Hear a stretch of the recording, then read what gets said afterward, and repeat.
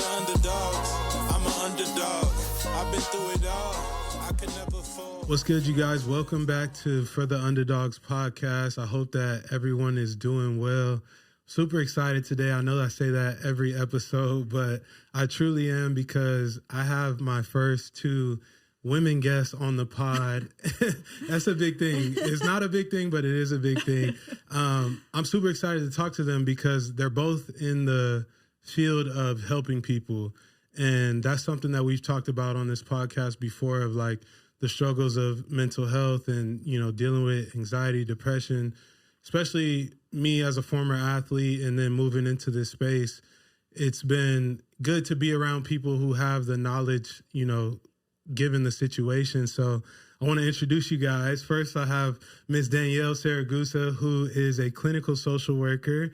She deals with athletes that have depression, anxiety. I'm sure you deal with everyone else in between, right? Yes, I do. Yes. Yeah. And then I have Miss Catherine Beach, who is the national, she's the national program manager at Athlete Helpline. And so welcome, you guys. Thank you. It's an honor to be here. Thanks I for appreciate having us. you guys coming. I want to dive into you guys first and foremost, and how you guys got started into the lanes that you guys are in. Can you guys talk about that a little bit? Sure.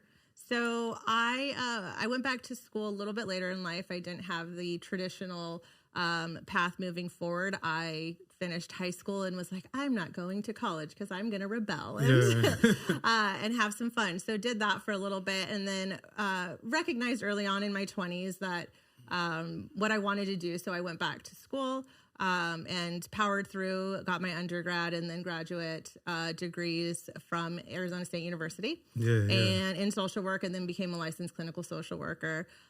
Spent the last, little over 15 years now doing clinical social work as a therapist, came up as a therapist, and then worked through different organizations within the community mental health space, and then started getting into my work with athletes. That's when I went into private practice and focused solely on that population.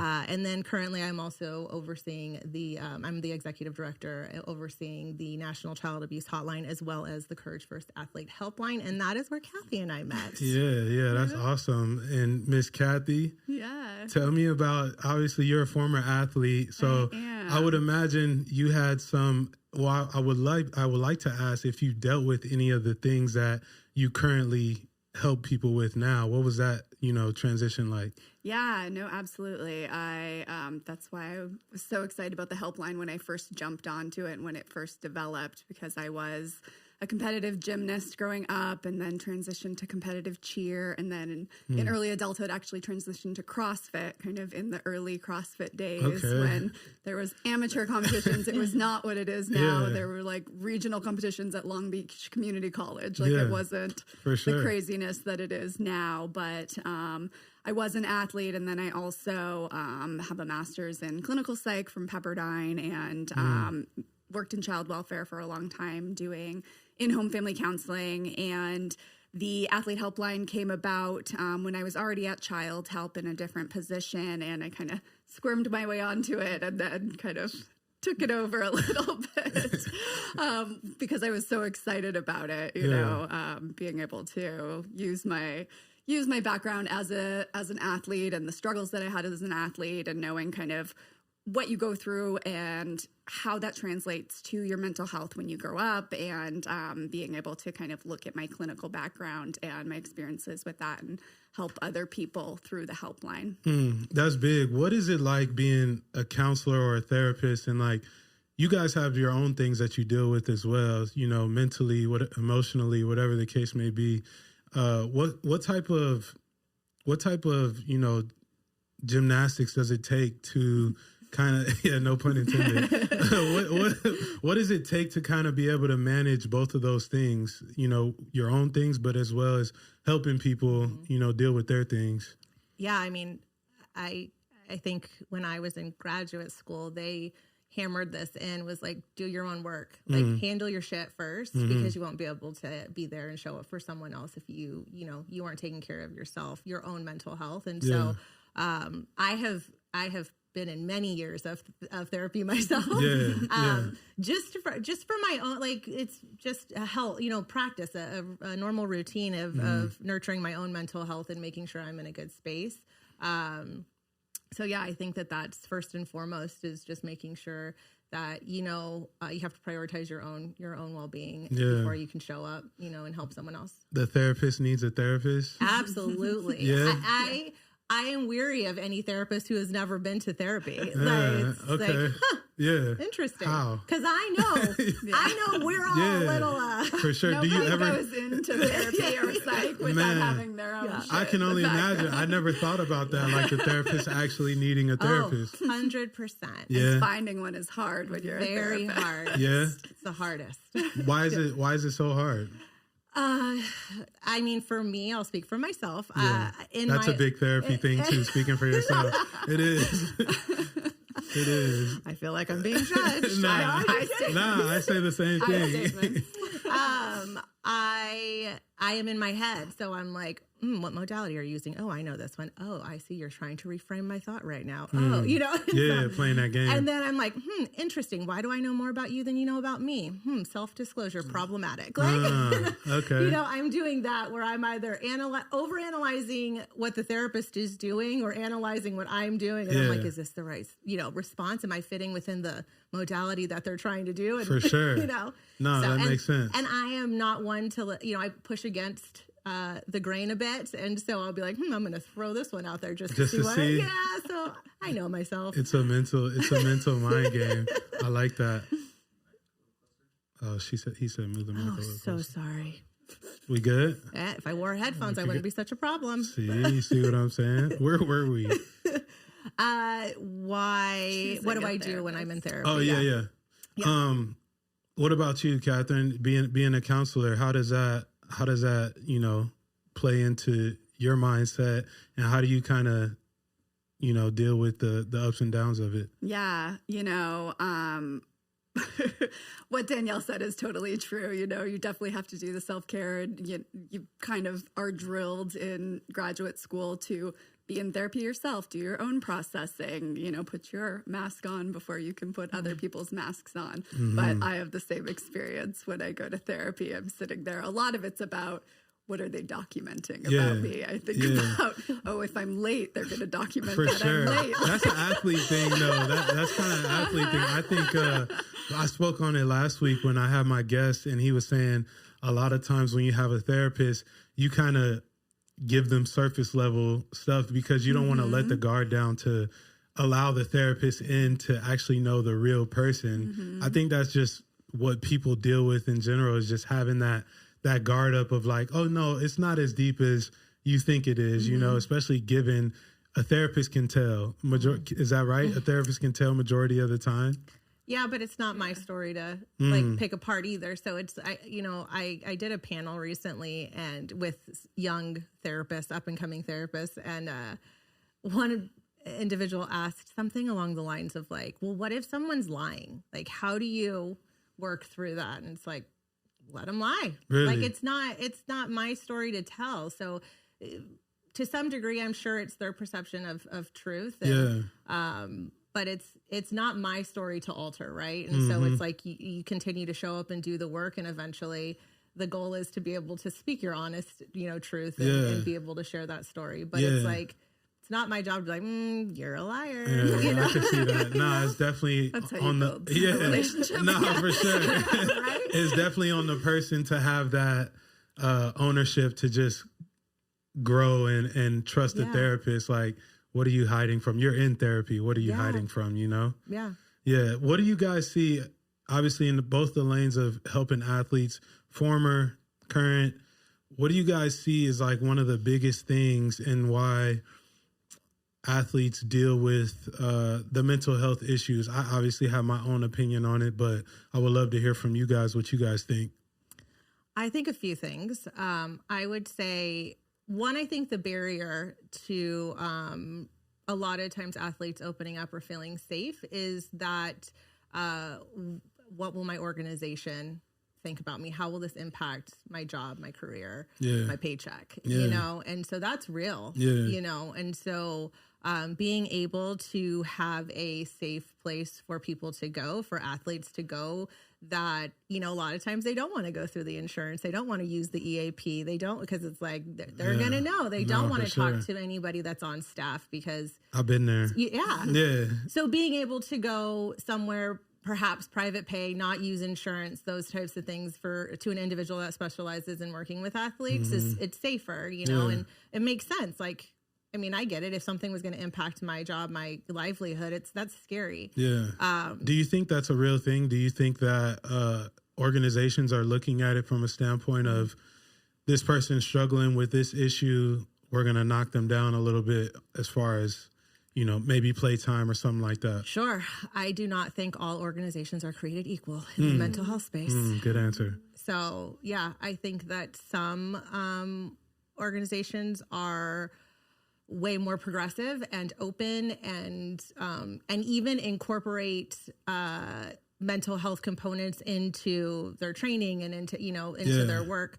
They have, you know, full-time employees that are designated as, you know, mental health support, right? Yeah. Then you have other organizations that I would say are pretty far behind in the times. And I think that how they respond to an athlete needing mental health support is indicative of where they're at within the organization. Would you say by sport? It's because I would like to think that maybe football is behind in that. I would agree. Okay. I would agree. Yeah. Yes, I would agree. I think that that basketball has definitely made a lot of efforts forward in mental health support. I think that baseball to some degree, but again, not all organizations are created equal. Okay. I think that a lot of times organizations focus on performance and sprinkle in mental health. Yeah. And I think that it needs to be the other way around. And so if organizations can reprioritize, because performance will come when mental health is in a good space. Yeah. That's a word right there. What do you think, Kathy? Yeah. Tell me the question again. I was listening to Danielle. That was a great answer. Nah, it was a great answer. We kind of segued into two different questions, but give me your thought on what you think as far as, you know, the athletes dealing with mental health, and do you think it's by sport? Give me some athlete helpline facts that we can kind of. I mean, with the first question, I do think it's by sport for sure. I think obviously we talk about on the helpline, the male stigma, you know, there's a stigma against males reaching out for help about mental health. There's a stigma about them reaching out about abuse. And we see that on the helpline with the demographics. We're probably like 75% female in the help seeker demographic. And I think that goes back to stigma. And then you look at sports, right? What are the male-dominated sports? They're football, baseball, basketball. So, and it can be generational too. You know, you see those younger coaches who might be more focused on the mental health aspect and understand more about it versus, not to be ageist, but older generations of coaches who grew up with the, you know, the mentality of the tough coaching and the, you know, not seeing the line between what might be strict coaching versus what might be abuse. And I went through this, right? And I got through this and it made me so much stronger. So now they're going to get through it. And that's how they're going to be a better athlete, is getting through it. And I think that can translate over to the athlete as well in a way that, you know, they're feeling proud of being able to get through it. They're like, yeah, look at all this shit I got through and that made me stronger. But then it creates this personality, kind of what we were talking about before, where you're a little bit guarded when you do get to the point where you want to open up or you want to go deal with your mental health. And, you know, you're back to that point where you're like, I can get through this. I don't need to open up. Yeah. I have this wall up. So, yeah. I was going to say, just speaking in terms of by sport, the teams that I played on where the coach kind of made it a point to allow you to feel free to, if you are having these issues or whatever the case may be, hey, this person is here to help you guys. Like, those were the teams that I think had the most success in my career, especially me, you know, I was an athlete that was in my head a lot. Kind of inner self-dialogue was like my worst enemy at some points, but it also drove me at times. So I try to not knock it too much. But like I said, the teams that, when it starts from the top down, the coach, the ownership, they kind of, you know, allow players to be themselves and understand that you have to have these people in the building to help athletes, then it just serves you well moving forward, in my opinion. For sure. It does start from the top. And that's real, like start top down for sure. And I think that is a consistent theme of if at the top they don't honor mental health and don't find value in that, then it absolutely trickles down into how the organization is led. It's one of the things that I'm really passionate about. We spent a lot of time recently talking about this, but what type of support do coaches need? You know, leadership, you know, what kind of support do they need to understand the need, and then how to implement and actually make change and help the athletes. That is interesting, because when you think of athletes having the mental health issues, coaches also deal with it as well. It's just in a different aspect. You know, they're not, I mean, they are performing, but not in the front of the crowd like an athlete may be. So what does a coach's struggles look like? You know, how can you tell if a coach is dealing with those type of things or not? Yeah.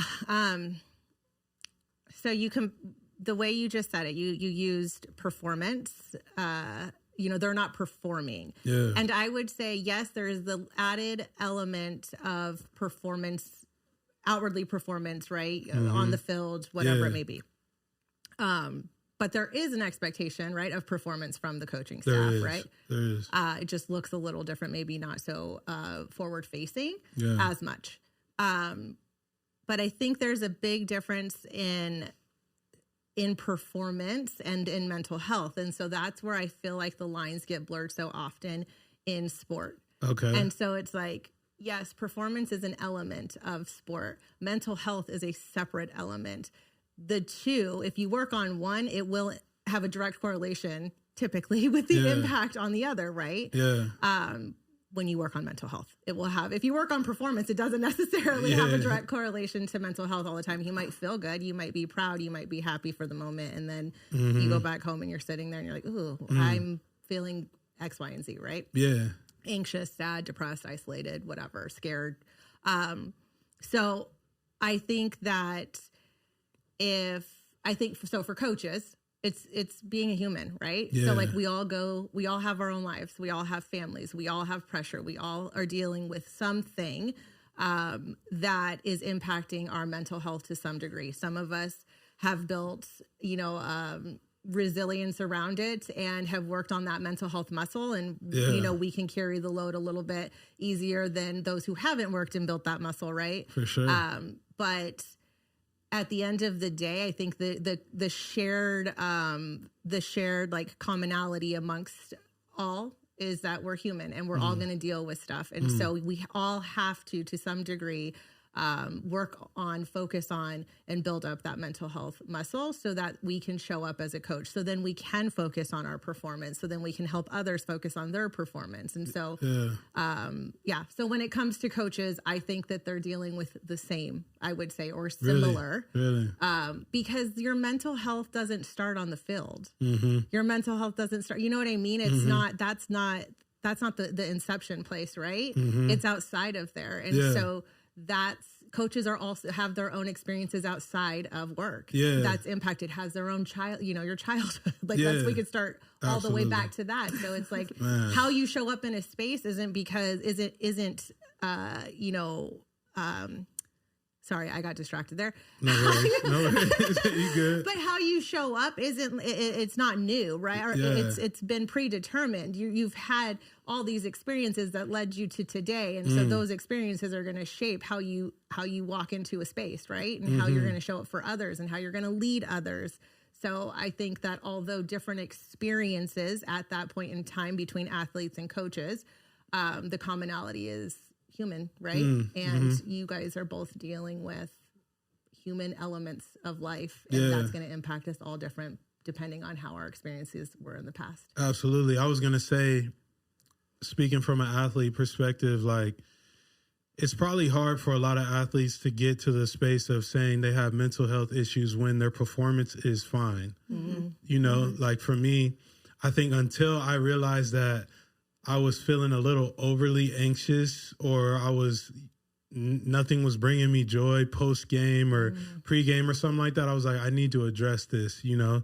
I don't know. That just popped in my head. Like, performance, we talked about performance versus mental health. Like, a lot of people, when their performance is fine, they don't address those underlying issues because I'm performing great. Instant gratification. Exactly. Feels good. Exactly. Yeah. It's that dopamine hit of just like, well, I'm still handling my business, so it's dangerous. Why do I need to change it? Exactly. Because it goes away. Yeah. And then you got to sit with yourself. Yeah. And what does that feel like without the noise? Shit. And your emotions were tied to your performance. Yeah. So when you're not performing, or if it happens that you don't perform well, where are you getting your dopamine spike from? Yeah.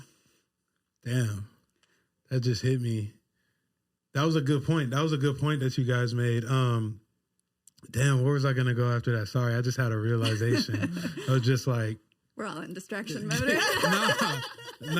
It's crazy because when I think about my career, like, it's just at the times where things were going well, I didn't have those issues. Mm-hmm. I did, but I was just like, hey, you did your thing. Mm-hmm. It's not like, that was just a feeling, or like maybe you were just nervous or whatever the case may be, you know, but then when it starts to like get too heavy, it's like you have to go address it. Where would you guys say, like, what's a good place to start? You talked about inner child or like childhood stuff. Yeah. I kind of want to get into that a little bit because that can affect how you show up as an adult. Mm-hmm. And a lot of people don't realize at a certain age that those things do affect people. Where would you say, is that where you kind of base your work at? Is if someone's coming to you as an athlete or as a person that needs the help, do you go straight to the childhood, or is there? Because you almost have to uncover from the bottom up, right? Yeah. I don't go straight to childhood. Okay. I'm not like, tell me about your trauma. Yeah, for sure. As much as actor, what are you talking about? I don't have trauma. Yeah, okay. No, right? See you in a few months. No, I do not start in childhood. It is, I think that people typically, when they're coming to see me, they've gotten to a place where it is really performance based, which is funny, where it's like, I'm not doing how I'm used to performing.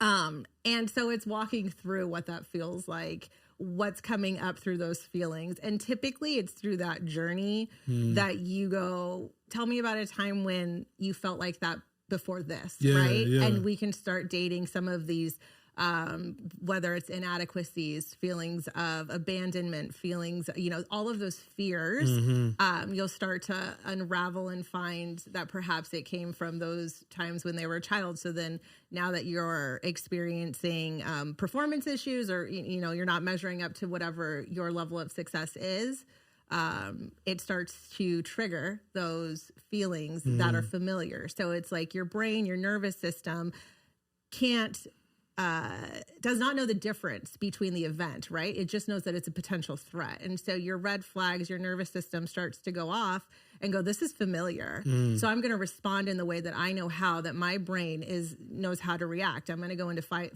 flight, freeze, and because it's familiar.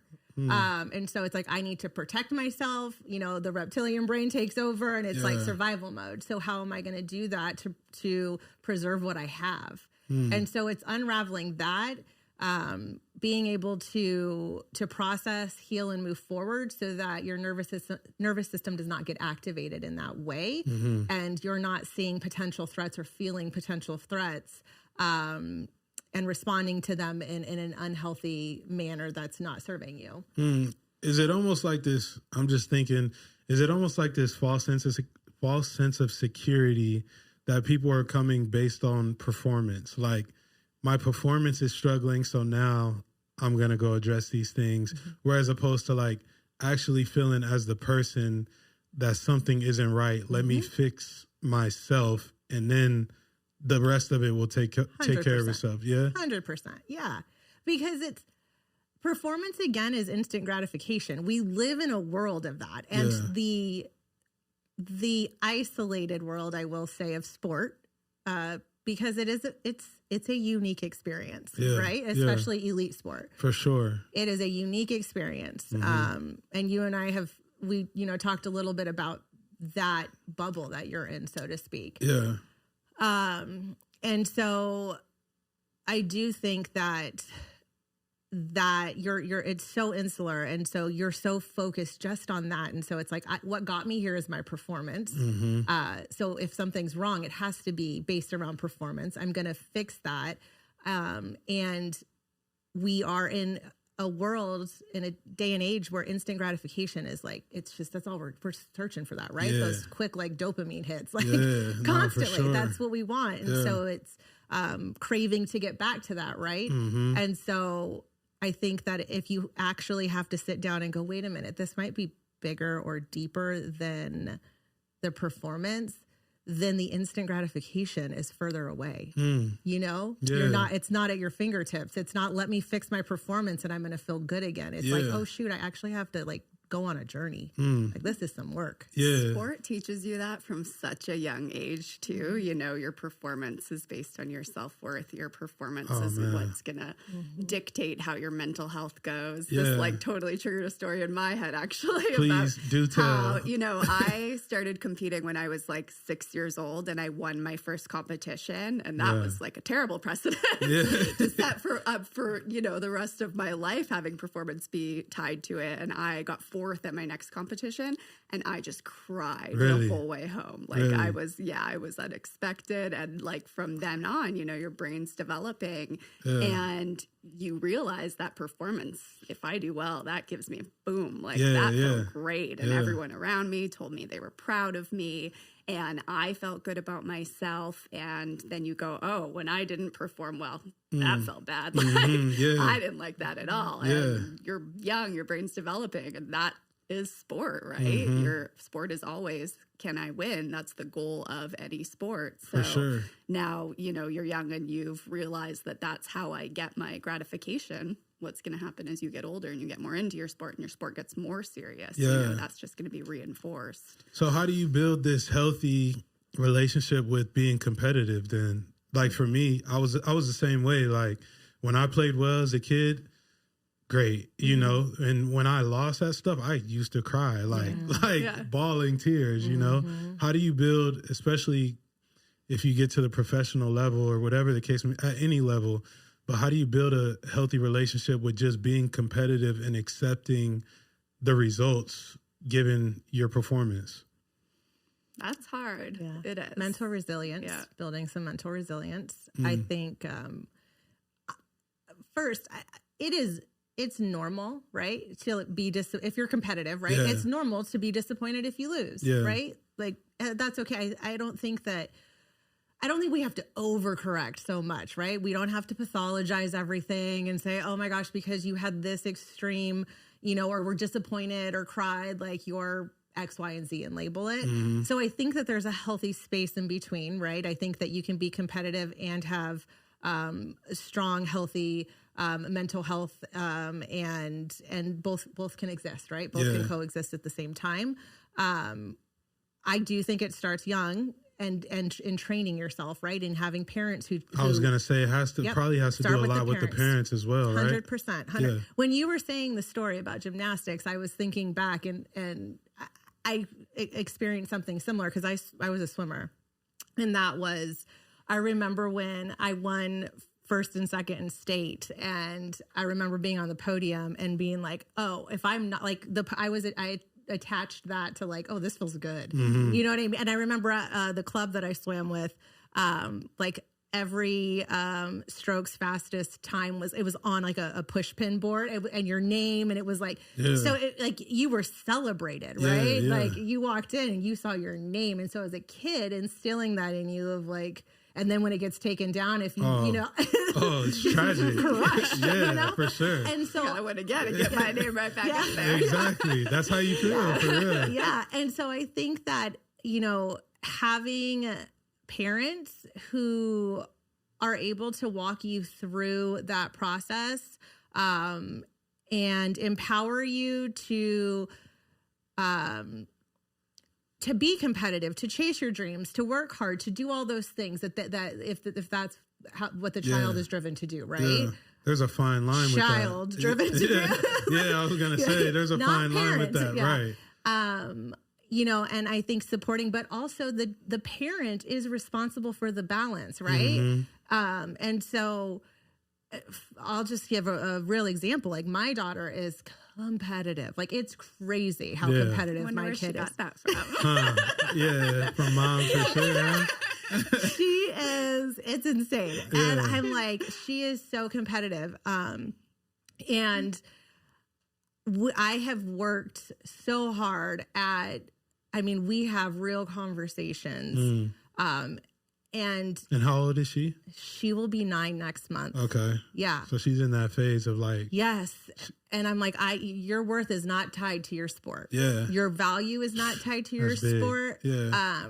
Knowing how to communicate, talking to coaches, like she got in the car the other day and she was telling me she does a few sports and one of them is karate. Okay. Which I know, like, I'm not I didn't think I'd be a karate mom, but nonetheless, here we are. Yeah. And she's going into her 4th year doing this. So she's now one of the youngest kids at like a higher belt. Like it's a green stripe. So next is brown and you have 3 degrees of brown, then you hit black. Yeah. So she goes to tournaments and will do competitions because she wants to. And so she's out there and she spars other kids. Okay. And then I know. I know. I'd be on the edge. I'd be on the edge. Yeah, me too. Yeah, like I am. I low key want you to win. Yeah, I know. And that is all of me. And at the last competition, there was a girl who was clearly much older than her. But the way that this girl must have started karate later, but so she was a belt and a half. Maybe a belt and a half below my daughter, but her age, she was years older. Okay. And she was a good foot taller than my daughter. Yeah. Like a girl. Like full. Yeah. And I'm like, how are they going to let her fight my baby? Like, you know? And they got in there and they were the final 2 in the match. And the girl got my daughter on the shin, like got her, it was an illegal, like the girl didn't intentionally do it, but it was an illegal move and it hurt. And my daughter started to cry and I like ran over there and got down and I took off her mask and I'm like, if you want to call it, we can call it. Yeah. And I'm like, don't freaking call it. Don't freaking call it. Get back in there. For sure. But I'm like, I can't, this isn't me. Like she needs to know that like, it's okay to tap out. Like this doesn't define you, right? This isn't a moment that's going to define you. This is a moment where like, if you are genuinely hurt and you don't want to go on or you don't feel safe to do this, then we're not doing it. Like, and I will call it. Like, we're not. And so we were sitting there and I'm like, you know, let's call it. It's okay. Like you've done a great job. It's all good. Yeah. And she decided to go back in. She wanted to go back in. Okay. But that was, you know, balancing that and then having conversations about it. Like we talk a lot in our family. Yeah, that's a good thing though. We talk a lot. It's exhausting. Yeah. We talk a lot in our family though. And my daughter is so empowered to tell us anything she wants. And she, to the point where my husband's like, I think we've empowered her a little too much. Yeah. But it's like, and so that's the real, I think in childhood, you know, doing what you can. And again, like all of us are doing the best we can, right, as parents. And we're not going to get it right 100% of the time. I sure as heck don't. But it's really building those mental skills and resilience and having the conversations of, I am proud of you regardless of the outcome. Yeah. Your worth is not attached to your sport. this is going to be a safe place for you. And if it's not, we're not going to enter it, and so surrounding ourselves with good people. We do a lot of mental health exercises far as, so like she has a whole corner in her room that is dedicated to mental health. That's awesome. She has an A through Z coping skill card. So when she's feeling it, she can go pick whatever's working for her in the moment. She meditates. Yeah. We have guided meditations for her age. So it's really doing. I need to come over there. Get right. And we've been doing this now for a couple years, and so it's just building that foundation. And I'm not saying that she doesn't have a bad day. I'm not saying that she doesn't freak out when she loses or get pissed off or, doesn't have the normal emotions, but they're normal. And so I try and do my best to let her sit in those emotions. I don't try and fix them. Yeah. Feel it. Let's feel it. You give her the tools to work through them. Let's work through it and move forward. So then my hope, it's all I can do is hope that as she becomes an adult, she can still have that competitive spirit, but have the foundational skills to work through the loss, to work through the hard times, to work through the anxiety. She's equipped with the tools to be able to do that. That'll definitely help as you get older. I remember when I got into therapy, when I really dove into therapy about 3 years ago with my therapist, and the first question every time was, give me the emotion you're feeling. I'm like, oh, I feel all right. All right, I'm sad. Or no, not I'm sad. I'm good. And she's like, that's not an emotion, like drilling me. And I had never had the practice of explaining exactly what I was feeling. And especially going through my path in my career, going to the NFL, you kind of suppress all of those things. So that's great that you're giving her those tools to explain what she's feeling in that moment, because I lacked that as a skill early on, even as an adult, 20-something years old, 30-something years old, like I lacked that at that time. What do you think, Kathy? Do you think it starts with the parents? Do you think that there is a ability to have this healthy competitive nature? Yeah, I mean, that was a really She killed it. She killed it. Oh my goodness. She killed it for sure. I'm not a parent, but I did coach for a long time. And, you see parents of all kinds when you coach. You see the ones that are out there letting them feel their feelings. You see the ones that are really on them and getting them private lessons and pulling them out of school for private school, like at-home schooling, because they want them to only concentrate on their sport. Like there's just this gamut of different parents and how they treat their child in relation to their sport. And I think as a result, you can see how that child responds to things like losses and how that child responds to maybe an injury that keeps them out for a long time. So again, I'm not a parent, but I've seen that large gamut of all sorts of parenting. And I think Danielle has really found an approach. Being a therapist is a little easier to a whole special corner to go knock things out. But I like that. I like it's also a matter of, if a kid is really good at their sport, it often just becomes their world, and it becomes the parents' world as well. So there's nothing outside of get up, eat, go to school, go to your sport, go home, do your homework, go to bed. And, there's... Repeat. Yeah, exactly. So they're not finding other things that bring them joy or, give them a sense of whole self. And so in parenting your kiddo, even if they are really good at a sport and they want to be doing their sport all the time, I want to train 20 hours a week, I want to always be on the field or in the gym, I do think it's the parent's job to also help them find things that are going to give them joy, are going to, are going to help them find their whole self rather than just have them be that athlete from the very beginning. Absolutely. I had said that on a few episodes ago. I think it's important to raise the person just as well as you're raising their athletic side. You cater to just the person more so than you do the things that they're performing in. And I think it'll serve, especially just my experience, I think it'll serve you well moving forward, given, the times we're in with the pressures of being an athlete. Have you guys seen, I think the Olympics had like released something, or they updated like a rule on not having harsher whatting or something like that. What's your opinion? Safe sport. Yeah, safe sport. Let's go. I'm very familiar. The U.S. Center for Safe Sport, I guess if any of your listeners don't know, was enacted by Congress in 2017 after the Nassar trials. And it is a designated entity funded by Congress, but it's under the U.S. OPC, the U.S. Olympic Paralympic Committee, and it has oversight over abuse throughout all of sport. So, I feel like is that what you're talking about? Is the U.S. Center for Safe Sport? Yeah. What's your thoughts on it? Yeah, I mean, a lot of people have a lot of thoughts on it. Cut that part. Nah, we good. It was put in there with good intentions, right? They wanted also liability intentions, but also good intentions to be able to create a healthy sport environment across the board. And they mainly deal with sexual abuse, occasionally physical abuse. But what you just talked about with strict coaching, emotional abuse and psychological abuse is the number one type of abuse in coaching, right? Or in athletics in general.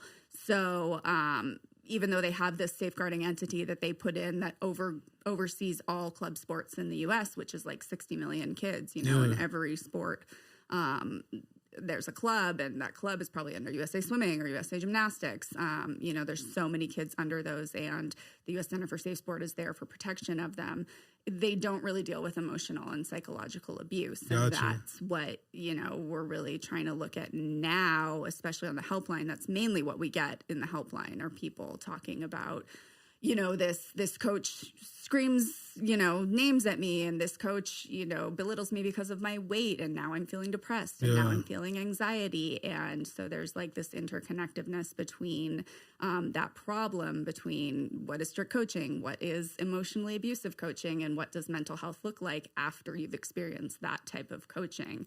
And it's such a gray area because how do you define what's the difference? Ooh. I feel strongly about coaches. Yeah? Yeah. Now you got to tell me. Because they're shaping a lot of the kids' experience in sport. And it, it can be, you are in a position of power, right? There is a power differential when you are the athlete and the coach. That is your boss, right? Yeah.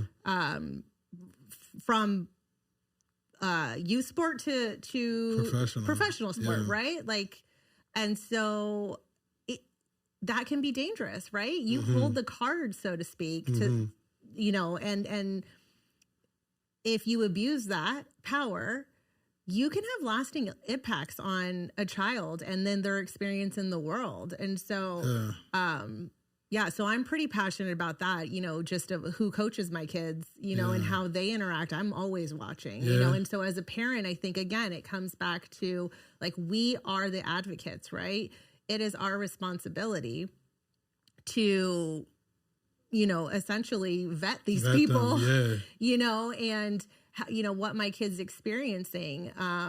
Because like I'm not okay with I'm okay with discipline, right? Like I'm not saying you need to coddle my kid. I'm not. I know we're in a movement of like gentle parenting. I get it, but but for sure. But like it's. I think that there's a balance, and so you don't have to do the like, all the, it doesn't have to be all gentle, and it doesn't have to be all, abuse. It shouldn't be abuse at all, but like discipline. And I mean, karate is a very disciplined sport. My daughter, and so I really encourage, like, if my daughter has an issue with any coach or how anything's happening, first of all, if I see it and it's like, okay, I need to intervene, which it's rare. She has really great coaches surrounding her. That's good. There's only one time I have intervened. But like, I empower her. Like, if you feel like you're not, some, whatever, X, Y, and Z, you need to go talk to your coach. Yeah. You like, I'm trying to empower her so she speaks up. to say like, this is what I'm experiencing, or this is how I'm feeling, or this is, and so she can have that relationship with her coaches, obviously through my oversight, but it is my responsibility to essentially safeguard her, and with those coaches. And so again, it goes all the way up. And so when you're at an elite level and you have coaches who haven't been held accountable to their bad behavior, it's just reinforced it, especially if they've been successful. Oh man, because they're not going to change anything about it. It's awful. And so it's just toxic, and it really can be damaging to you can break a person down. Absolutely. And I've had multiple people come to me and be in just a shell of themselves because somebody has instilled this message and various messaging, into them, that they're not good enough and their worth is tied to their sport. And it's unfortunate. It's sad. And so to have to, rework that. Absolutely. You know what I want to say to that though?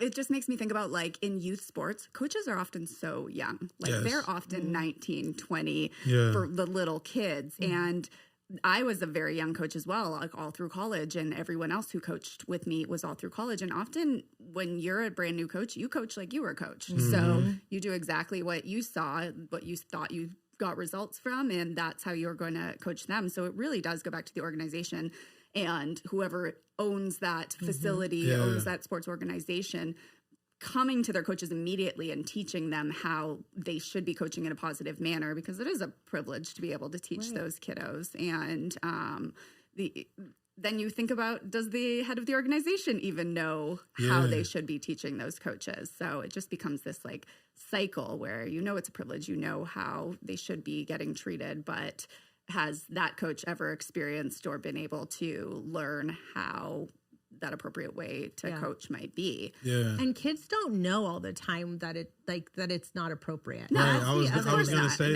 kids have the mentality of like, this is my coach. I want to do what I can to please my coach, because they want to go out and play and perform, whatever the case may be. So it definitely makes it hard for the kid to be able to understand that this coach is acting a certain way or whatnot. I think there's a fine line in being able to challenge your players or your athletes.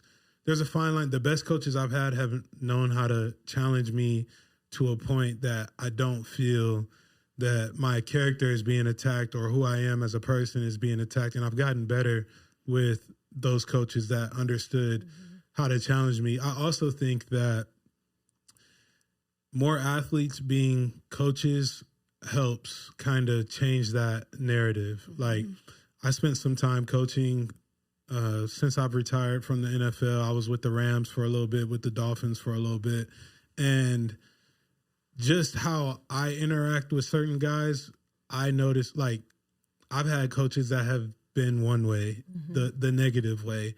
And I never allowed myself to get to that point. I truly, if I want to help you, I'm going to talk to you in a way that I believe you deserve, And so I think that's a big thing. Like when athletes start becoming coaches, it'll kind of shift the narrative around it, because ultimately I would hope that most athletes would treat people how they wanted to be coached at the end of the day. And also hurt people. Yeah. Sorry, I know I'm a buzzkill. Therapy. That's therapy right there. That's the therapy talking. So there's there are people who rise above and do the work. You've done work, and so I think that that's speaking to the work you've done on yourself and gone on your own journey through that. And I do think that there are individuals who can take that and go, I'm going to rise above and I'm going to change, And I think also there are the individials who rinse and repeat. Yeah, because I could have been the person that's like, oh, I was talked to that way. I'm going to do it to someone else. Yeah. And you were successful. Yeah. Do you know what I mean? You are successful. Like that's, so, you could take it and be like, well, look, I made it. Right. I did it. Yeah. I played, you said 8 years, yeah. right? Like, I mean, that's not a small feat. For sure. Yeah. So it's like, why not do the same thing? Because you produce results, right? Yeah. So it's you got to do the work. Yeah, you have to. It really does come back to your own mental health. Yeah, no, that's big. What kind of gratification, this will be the last question I ask both of you guys. What kind of gratitude does it bring you to be in the space of helping people be better, athletes, kids, coaches, whatever the case may be? What type of feeling does that bring you guys to be in that space? I mean, I feel like the Helpline has been so cool. We just launched it in 2022, and really we've just been spreading awareness since we launched it, and that's required a lot of me to reach out to different organizations. We've worked with a lot of national governing bodies, USA Archery, USA Rowing, US Equestrian, and also a bunch of universities and K through 12 schools. And I can't tell you how often when I meet someone and I tell them about the Helpline, they are so excited to hear about it. They are so like, this is so needed. I can't wait to tell my athletes. I can't wait to give information to my coaches. I can't wait to, can you send me flyers? Can you come talk to my people? There is such a clear need for it, and people are so excited to hear about it that that is what has been bringing me gratification. That's awesome. Yeah. I love that. Just telling people, and I feel like even you were excited to hear about for it. Sure, so, I was. Yeah, that will never not be cool. It's just kind of spreading awareness about it, telling them there's a confidential outlet for them to come reach out to that's free and just there for them, and building a conversation off of that. It usually turns into a full conversation about abuse in athletics and mental health in athletics, and often the emotional and psychological abuse to mental health link there. That's a really common facet that's come up. So that's the main thing for me. I love that. Yeah, Miss Danielle. Yeah, I'm just trying to suck a little less each day, right? It's if I can do that, I call it a win. I think that leaving spaces a little better than I found them is my goal. And being able to, I find it a privilege, to come to therapy is not easy, right? Yeah. That's a huge leap. Yeah. So I hold myself to a high standard to be able to show up for people, right? You're going to come here, you're going to be vulnerable. I better show up. And so I try and honor that to the highest degree, that you chose to come, you chose to share maybe things that you've never shared with anyone else, and sit in it with me and process through it. And I hope that it helps and leaves, you in a better space when you walk out the door. I love that. That's real. Yeah. I appreciate that. Yeah. Well, thank you guys for coming on the podcast. Like I said, I love being in a space of, people having knowledge about something that I'm curious about. I crave intellectual conversation. That's what satisfies me at the end of the day. And I'm appreciative of you guys for taking your day off to come kick it with me for a little bit. I know it's your day off, so sure. I want to give you guys the respect for that. And like I said, first women guests on the pod, so honored. Honored. That's Thank big. So and so I know Kathy was nervous a little bit before we started, but she's all she's good a now. professional. You're both professional podcasters. Well, yeah, she has a podcast, by the way. So shout out to her podcast, Unapologetically Female. Tap into it if you guys get a chance to. Her out there. I appreciate you guys listening to this episode of For the Underdogs podcast. Make sure you like, share, subscribe, download, tag me, all those things, and I'll see you soon. Yeah, for the underdogs, I'm an underdog. I've been through it all. I could never fall.